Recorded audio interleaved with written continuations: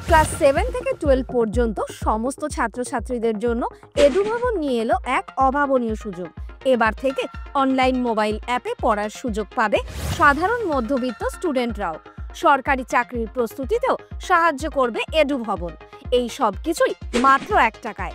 বিশদ জানতে স্ক্রিনে দেওয়া নম্বরে হোয়াটসঅ্যাপ করো এখনই। ওয়াকফ আইনের বিরোধিতায় নেমে দলের সাংসদ শতাব্দী রায়ের বিরুদ্ধেই স্লোগান তৃণমূলের।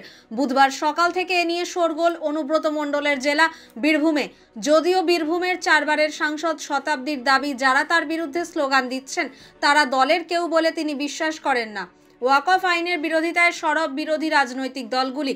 আগামী 16ই এপ্রিল ওয়াকফ আইন 2025-এর বিরুদ্ধে মামলার শুনানি হবে সুপ্রিম কোর্টে। তার আগে জায়গায় জায়গায় চলছে বিরোধীদের বিক্ষোভ। তেমনই একটি প্রতিবাদ মিছিলের আয়োজন হয়েছিল বীরভূমের মুরারিয়ে। তৃণমূলের মিছিলে যোগ দেন বিপুল সংখ্যক মানুষ। সেখান থেকেই বীরভূমের সাংসদ শতাব্দীর বিরুদ্ধে স্লোগান ওঠে।